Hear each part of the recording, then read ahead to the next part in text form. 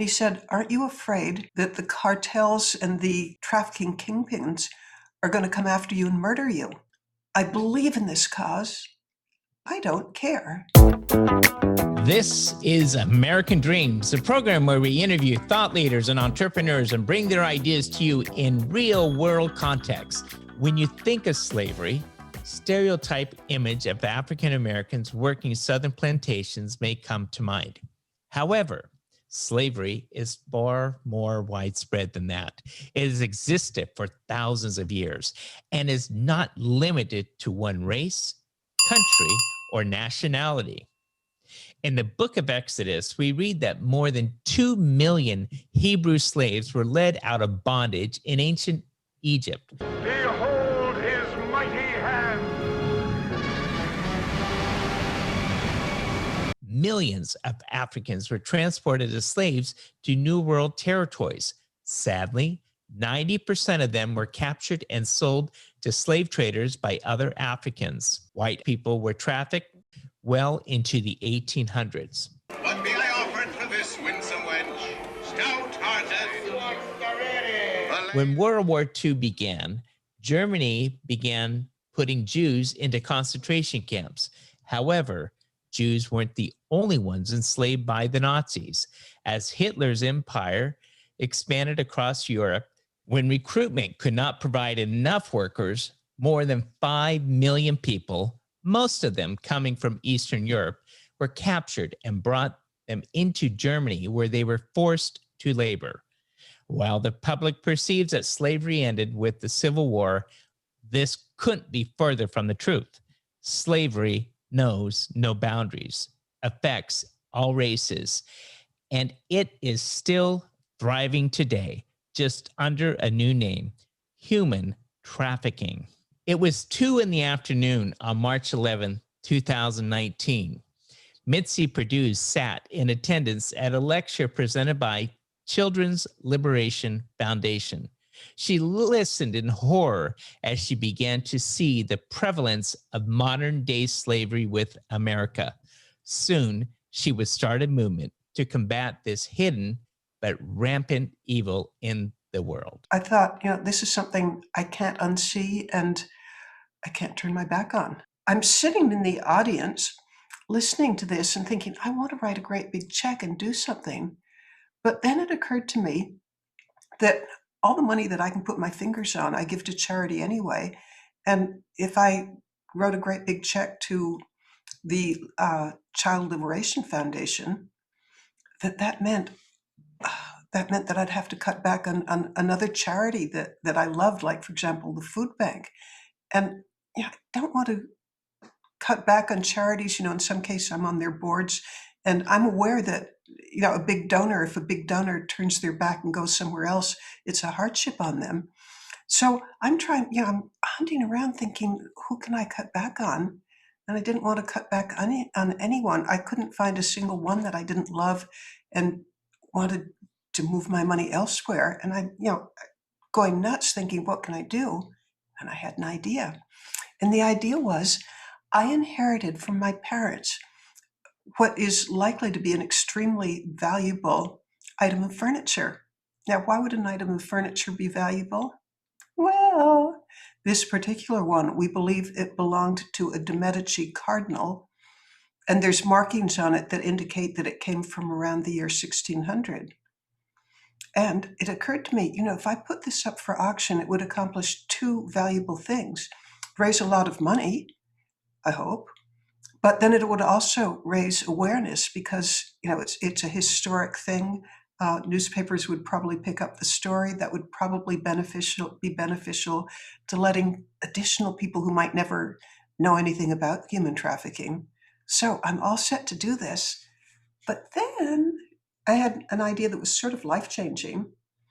If I was in that situation, might there be other ultra-high net worth individuals who don't have money that's not already committed, but might have valuable items that'd be willing to donate to help combat human trafficking? Mitzi quickly founded an anti-human trafficking organization of her own. She called it Win This Fight. Within a short period, it would grow to consist of a task force of over 350 people, strong, dedicated to create awareness about modern-day slavery.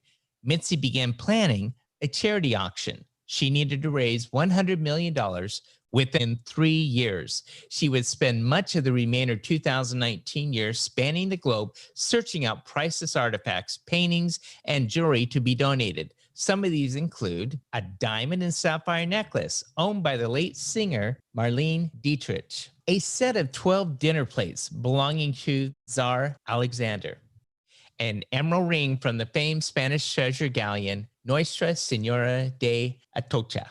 In 1622, the Atocha set sail with a fleet of ships from the harbor of Havana, Cuba. The amount of riches consisting of gold, silver, and jewels would amount to nearly $1 billion today.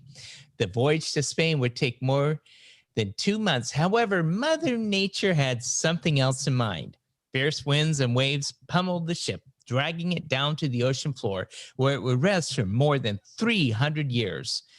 While the history behind this donation is impressive, it isn't the only historic gem that would be pledged towards the auction. I'm in Taiwan, and this guy had heard that I was there because I was giving talks on the subject, and also in China and Hong Kong. He invited me to his home, and there on the second floor where he had a tea room, he's asking me about what I'm doing, how I feel about human trafficking, and I quickly discovered that he hates it. And he knew what I was there for, wanting a donation. And I'm hoping for something. But in the course of the conversation, we get to talking about how this is the second largest source of revenue for organized crime. It's $150 billion a year. I mean, an unfathomable amount. And he said, aren't you afraid that the cartels and the trafficking kingpins are going to come after you and murder you? Well, I heard my mouth opening and just blurting out something. I hadn't thought about it. But I said to this guy, I'm 78 years old. I believe in this cause. I don't care. Well, I could see that he sort of, that he reacted to this, and he got up and he walked around his chair to a wall that had a curtain on it, pulled the curtain, and there you could see a safe. And he's manipulating the dials in the safe, opens it up, and reaches in and took out a 69.7 carat perfect ruby that belonged to a Qing dynasty emperor. This gentleman, his family were the hereditary curators of the Qing dynasty jewels. When the Red Chinese took over China, he took some of the treasures with him. It could be worth $40 million, just that. Mitzi's auction was scheduled to take place in January of 2021. However, COVID would throw a wrench into her plans. The auction house would advise Mitzi to postpone as economic factors threatened auction's success.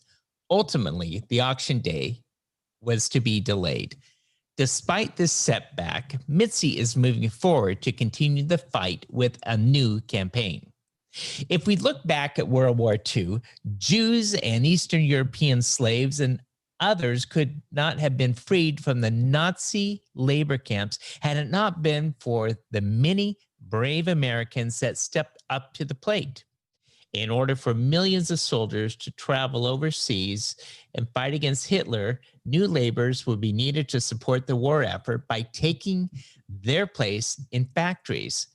At this time, an ordinary woman was transformed into a famous icon. She would inspire hundreds of thousands, regardless of age, race, or gender, to join the fight back home, ultimately allowing America to help win the war against evil.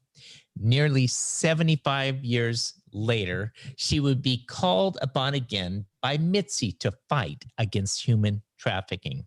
Her name is Rosie the Riveter. Rosie the Riveter, she wore a bandana, and what she was really famous for is she struck a pose, and her pose was making a muscle and looking at her fist.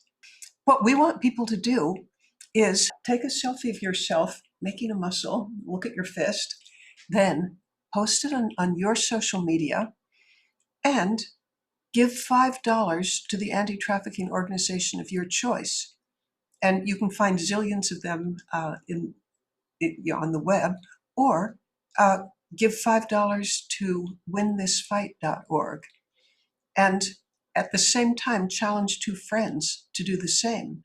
If she and her colleagues hadn't existed, World War II might have had a different outcome. If you don't step up to the plate, the war on human trafficking, modern day slavery, could have a different outcome too. So what organization are you going to donate to? Let us know in the comments section below. Also, in the description box below, we'll include a link to Mitzi's website where you can sign up for her blog to stay informed. And if you believe in this channel, and make sure to hit that like button. When you do, you're forcing YouTube's algorithm to blast this content out to others. And the more this message spreads, the more human trafficking victims can be helped. Last of all, if you want to receive more videos like this, subscribe to our channel and ring the bell. This is Alan Olson with American Dreams, and we'll see you next time.